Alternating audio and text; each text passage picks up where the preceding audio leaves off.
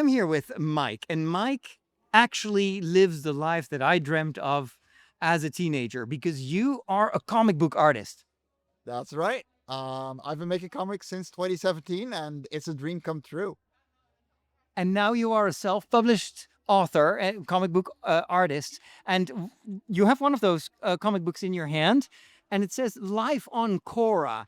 It suggests that there is a whole world that you have created. Tell me about that world. So, Life on Cora is an anthology series. A couple of years ago, I imagined a world, and I told a whole lot of writers to just think about what lives on it. And so they did 7 times already. And in each book, we follow a different kind of creature with their entire own adventure. And in that way, we're just building a world one adventure at a time. So you invite other authors to give you a story, and then you start to draw, and you turn that into something visual. Exactly. So every single book is written by a different writer. So you will have funny books, you will have serious ones. This is a very serious commentary on the artist's life, for example. Or we got incredibly funny ones as well. There's some that completely go into world building.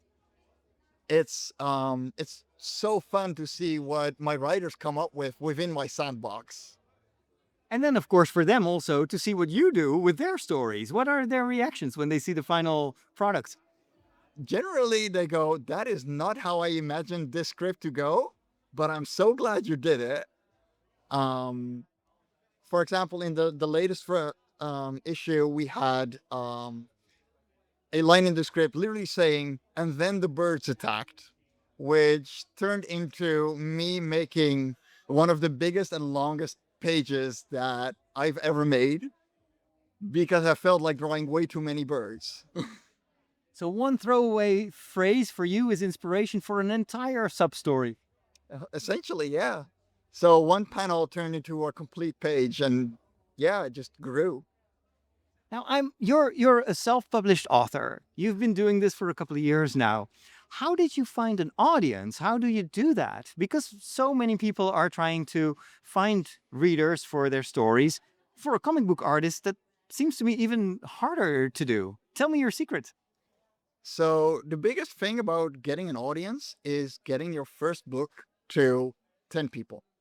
Once you have those 10 people, you're going to have 15, you're going to have 20.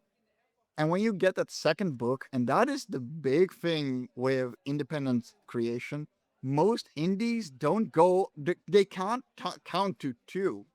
Once you get your second book out, your audience will look at you and be like, "Oh, wow, he's here to stay." And that is the moment, if you can continue that drive and continue finding that inspiration and that discipline in yourself to keep going, your audience will always grow and they will grow exponentially. And once you hit 1,000 followers, 1,000 true fans, you can live off of it. So, are you telling me that you actually make a living out of what you do? I don't. I'm a very happy house father. Um, so that has been the main thing that has been keeping my mind for the last 1.5 years. But I was getting to a point where, yeah, I could start to live off of it. I could get commissions and have people ask me for custom art for their own comics with their own covers, like I do as well. And it's been slowly degrading because of my busy life. On the other hand, I've exchanged it for wonderful things, so it's not a bad thing to have. That's true. It's, of course, whatever keeps you going. And sometimes in life, there are times where you have another focus. But it's encouraging to see that you were able to grow something that basically came out of nowhere and started with something small. And then just by the sheer consistency of your work, started to grow and grow and grow. Well, that's the thing. Like everything starts with that first step. For Life on Cora, it was I want to make a true fantasy without any humanoids and build a world from there. And I just did a brainstorm session with my first writer, and that made a full book. And that book did well, but it was also small enough for me to go, I know I can do this. I know I can finish it. And once you have finished something, you can finish something bigger, and you can finish something again.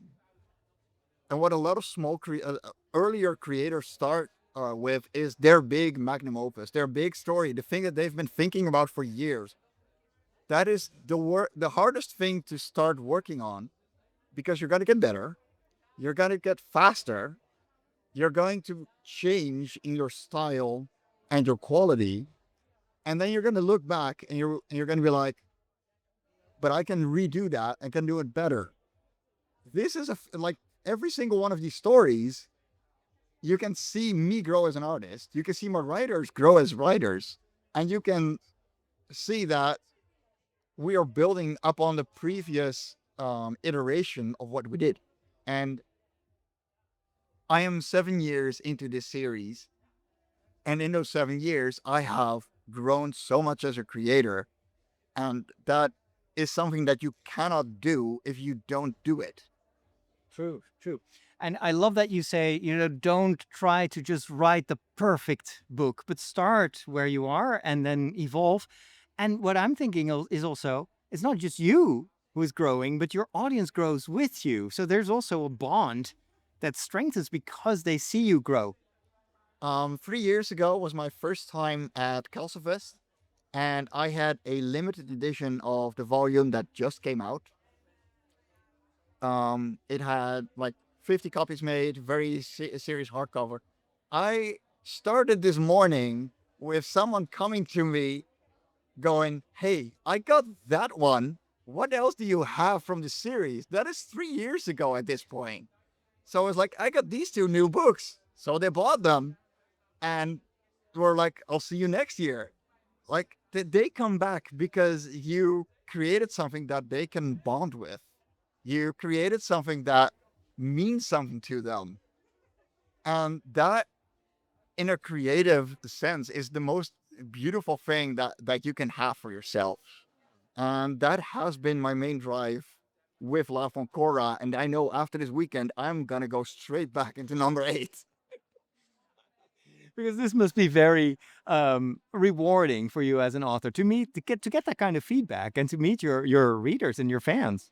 It is the biggest drive that a creative person can have, to get such an appreciation of something you made. You didn't just resell something. You spend your time, you spend your love making something because you loved it. And then you have someone coming back to you saying, "I love this too. And thank you for making this." It is undescribable how good that feels. I can totally imagine that. You publish in English, your stories are in English. I have an international audience. Tell me where people can buy your work and check you out. So at this moment, faeriesandents.com is not online. I'm changing hosts. Other than that, you can find me on faeriesandents.com. You can find me on faeriesandents.gmail.com. If you send me an email, if you have questions about publishing, if you have questions about creating comics, I do consults. If you need an artist for a story that is in your head, by all means, hit me up. I would love to work for you. Excellent. We'll include those links in the notes with this video. I'm so inspired by what you do. I love your enthusiasm. And, well, I'm already looking forward to what you're going to do next.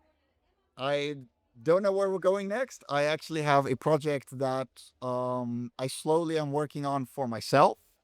Um, so that should be a graphic novel of 48 pages at least.